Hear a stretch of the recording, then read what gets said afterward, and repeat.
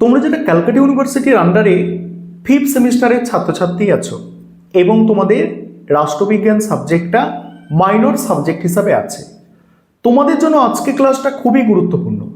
তোমাদের 5th সেমিস্টারে রাষ্ট্রবিজ্ঞান মাইনরের 2টি পেপারের পরীক্ষা দিতে হবে এবং ওই 2টি পেপারের 100% কমনযোগ্য সাজেশন নিয়ে আজকে ক্লাসে আমি আলোচনা করব। এবং তোমরা যারা ইংলিশ ভার্সনের স্টুডেন্ট আছো, তোমরাও আজকে ক্লাসটা দেখো, কারণ সাজেশনটা বাংলায় তো থাকছেই, তার সঙ্গে সঙ্গে ইংরাজিতেও থাকছে। এবং তোমরা যারা অনার্স কোর্সের স্টুডেন্ট আছো এবং তোমরা যারা এমডিসি কোর্সের স্টুডেন্ট আছো, তোমাদের 5th সেমিস্টারে পলিটিক্যাল সায়েন্স মাইনরের সিলেবাস কিন্তু সেম, অর্থাৎ তোমাদের প্রথম মাইনর পেপার যেটা পড়তে হচ্ছে, পেপারের কোড MN3, পেপারের নাম হচ্ছে পলিটিক্স ইন ইন্ডিয়া 1 স্ট্রাকচার। এটা হচ্ছে প্রথম পেপার। এবং MN4 কোডের দ্বিতীয় যে পেপারটা পড়তে হচ্ছে সেটা হচ্ছে ইন্ডিয়ান পলিটিক্যাল থট 1। এই 2টি পেপার তোমাদের পরীক্ষা দিতে হবে মাইনর পলিটিক্যাল সায়েন্স হিসাবে। এবং তোমরা কোয়েশ্চেন প্যাটার্ন জানো, 75 মার্কসের পরীক্ষা প্রতিটা পেপার, এবং 3 ধরনের প্রশ্ন, 5 নম্বরের প্রশ্ন 3টে, 10 নম্বরের প্রশ্ন 2টো, 20 নম্বরের প্রশ্ন 2টো। এই হচ্ছে তোমাদের কোয়েশ্চেন প্যাটার্ন প্রতিটা পেপারে। এবারে তোমরা 100% কমনযোগ্য সাজেশন দেখে নাও, আমি স্ক্রিন রেকর্ডের মাধ্যমে আলোচনা করছি। এবং তোমরা সবসময় মনে রাখবে, সেমিস্টার পরীক্ষায় সাফল্য মানে ভাস্কর স্যারের সাজেশন এবং উন্নত মানের নোটস। এটা কিন্তু আমার কথা নয়, তোমরা অর্থাৎ ছাত্রছাত্রীরাই এটা বলে থাকে। এবার তোমরা সম্পূর্ণ সাজেশনটা দেখে নাও। প্রথমে দেখো, তোমাদের MN3 পেপার অর্থাৎ প্রথম যে মাইনর পেপারটি আছে, এই পেপারটির প্রথম তোমরা সাজেশনটা বুঝে নাও। 10 নম্বর এবং 20 নম্বরের জন্য যে প্রশ্নগুলো তৈরি করবে দেখো, প্রথম হচ্ছে মডিউল 1। প্রথম প্রশ্ন, ভারতের রাজনীতিতে ব্যবসায়ী গোষ্ঠীর ভূমিকা। পরের প্রশ্ন, 1990 থেকে ভারতের দলব্যবস্থার প্রকৃতি ও পরিবর্তনশীলতা সম্পর্কে আলোচনা করো। থার্ড প্রশ্ন, সমকালীন ভারতীয় রাজনীতিতে কৃষক সংগঠনগুলির ভূমিকা আলোচনা করো। স্টার দেওয়া মানেই কিন্তু মোস্ট ইম্পর্টেন্ট প্রশ্ন, কোনোভাবে এগুলোকে বাদ দেওয়া যাবেই না। নেক্সট প্রশ্ন দেখো, ভারতের রাজনীতিতে আঞ্চলিক রাজনৈতিক দলগুলির উদ্ভবের কারণগুলি বিশ্লেষণ করো। এই 4টি হচ্ছে মোস্ট ইম্পর্টেন্ট প্রশ্ন মডিউল 1 থেকে বড় প্রশ্ন হিসাবে। এছাড়া তোমাদের দেখতে হবে ভারতের রাজনীতিতে শ্রমিক সংগঠনের ভূমিকা, ভারতের যে কোনো একটি রাজনৈতিক দলের মতাদর্শ ও কর্মসূচি আলোচনা করো। পরের প্রশ্ন, ভারতের দল ব্যবস্থার বৈশিষ্ট্যগুলি আলোচনা করো। নেক্সট আছে দেখো, ভারতের রাজনৈতিক দল ব্যবস্থার পরিবর্তনশীল প্রকৃতি ও প্রবণতাগুলি বিশ্লেষণ করো। নেক্সট, পশ্চিমবঙ্গে দলীয় ব্যবস্থার প্রকৃতি আলোচনা করো। পরের প্রশ্ন, পশ্চিমবঙ্গের প্রধান কয়েকটি রাজনৈতিক দলের আদর্শ ও কর্মসূচি আলোচনা করো। এতগুলো প্রশ্ন দেখলেও আমি তোমাদের তো মোস্ট ইম্পর্টেন্ট প্রশ্ন প্রথমেই বলে দিয়েছি যে কোনগুলো তোমাদের মোস্ট ইম্পর্টেন্ট, প্রথম 4টে। এবারে মডিউল 2 থেকে 10 বা 20 নম্বরের জন্য যে প্রশ্ন তোমাদের তৈরি করতে হবে দেখো। প্রথম প্রশ্ন, মোস্ট ইম্পর্টেন্ট প্রশ্ন, ভারতের নির্বাচন কমিশনের গঠন ও কার্যাবলী আলোচনা করো। অথবা দিয়ে প্রশ্নটা আসতে পারে, ভারতের গণতন্ত্রে নির্বাচন কমিশনের ভূমিকা মূল্যায়ন করো। দ্বিতীয় প্রশ্ন, ভারতের নির্বাচনী সংস্কারের ওপর একটি টিকা লেখো। 3 নম্বর প্রশ্ন, সিভিল সার্ভিসে জেনারেল এবং স্পেশালিস্টদের বিতর্ক ও নিরপেক্ষতার সমস্যাগুলি বিশ্লেষণ করো। নিরপেক্ষতা বজায় রাখতে সিভিল সার্ভিসে কী পরিবর্তন আনা উচিত। পরের প্রশ্ন, অন্তরাজ্য পরিষদ এবং আঞ্চলিক পরিষদের মধ্যে তুলনামূলক আলোচনা করো, তাদের গঠন, কার্যাবলী ও ভূমিকার উপরে আলোকপাত করো। 5 নম্বর প্রশ্ন, অন্তরাজ্য পরিষদ কি, ইহার গঠন ও কার্যাবলী আলোচনা করো। অন্তরাজ্য পরিষদ।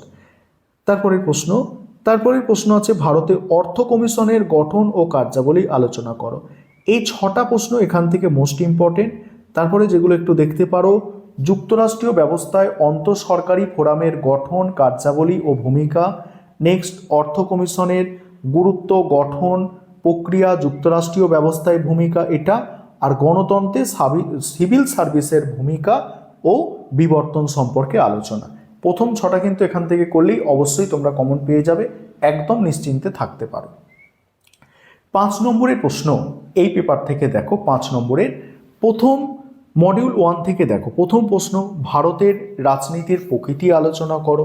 দ্বিতীয় প্রশ্ন, ভারতের দল ব্যবস্থার বৈশিষ্ট্য আলোচনা করো। 3 নম্বর প্রশ্ন, ভারতে আঞ্চলিকতাবাদের উৎসগুলি লেখো।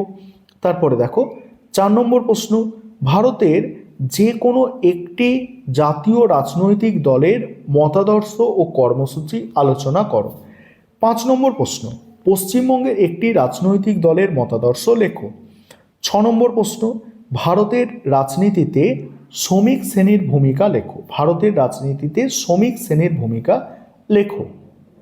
এবারে দেখো, এবারে আছে তোমাদের দেখো, এবারে তোমাদের মডিউল 2 থেকে দেখো। প্রথম প্রশ্ন, ভারতের নির্বাচন কমিশনের কার্যাবলী আলোচনা করো।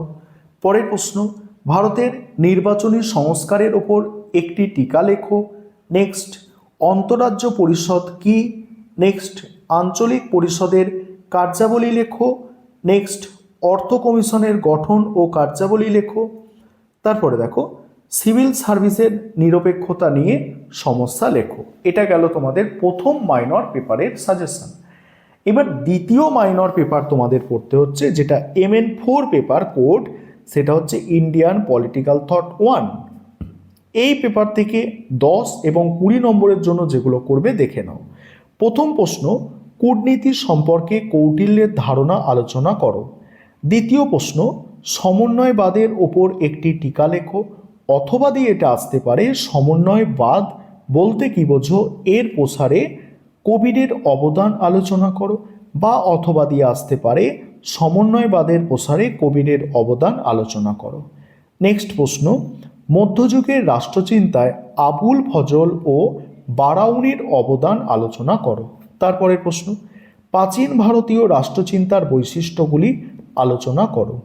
নেক্সট আছে দেখো, নেক্সট, ভারতের মধ্যযুগের রাষ্ট্রচিন্তার বৈশিষ্ট্যগুলি আলোচনা করো।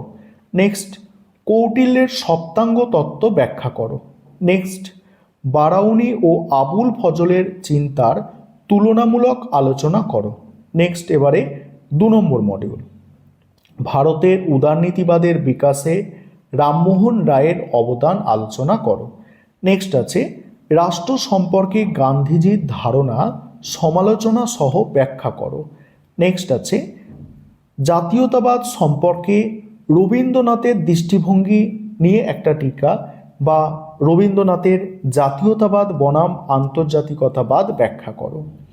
পরের প্রশ্ন, সমাজ সংস্কারক হিসাবে রামমোহন রায়ের অবদান আলোচনা করো। তারপরের প্রশ্ন দেখো, তারপরের প্রশ্ন দেখো, এখানে বলে রাখি প্রথম 4টে হচ্ছে মোস্ট ইম্পর্টেন্ট প্রশ্ন। তারপরে 5 নম্বরের প্রশ্ন দেখো, বঙ্কিমচন্দ্র চট্টোপাধ্যায়ের জাতীয়তাবাদের ধারণার ওপর টিকা। নেক্সট, সত্যাগ্রহ সম্পর্কে গান্ধীজির ধারণা বিশ্লেষণ করো। গান্ধীজির স্বরাজ ও রাষ্ট্রচিন্তার মধ্যে সম্পর্ক বিশ্লেষণ করো। নেক্সট দেখো, এবারে 5 নম্বরের প্রশ্ন, এই পেপার থেকে 5 নম্বরের প্রশ্ন তোমরা দেখে নাও। দেখো, মডিউল 1 থেকে দেখো, প্রথমে 1 নম্বর প্রশ্ন, প্রাচীন ভারতীয় রাষ্ট্রচিন্তার মূল বৈশিষ্ট্যগুলি বর্ণনা করো। নেক্সট আছে দেখো, মধ্যযুগের রাষ্ট্রচিন্তায় আবুল ফজলের অবদান আলোচনা করো। নেক্সট আছে, কৌটিল্যের দণ্ডনীতির ওপর টিকা লেখো। নেক্সট, ভারতে মধ্যযুগের রাষ্ট্রচিন্তার মূল বৈশিষ্ট্যগুলি আলোচনা করো।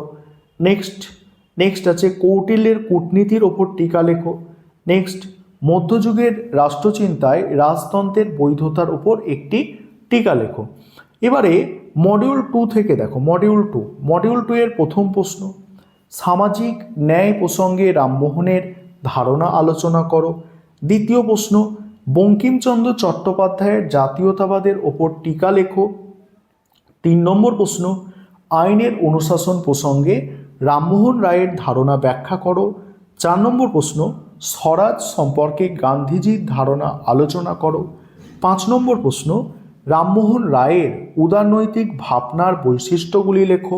6 নম্বর প্রশ্ন, বিবেকানন্দের জাতীয়তাবাদের ভাবনার ওপর টিকা লেখো। এই ছিল তোমাদের সম্পূর্ণ সাজেশন।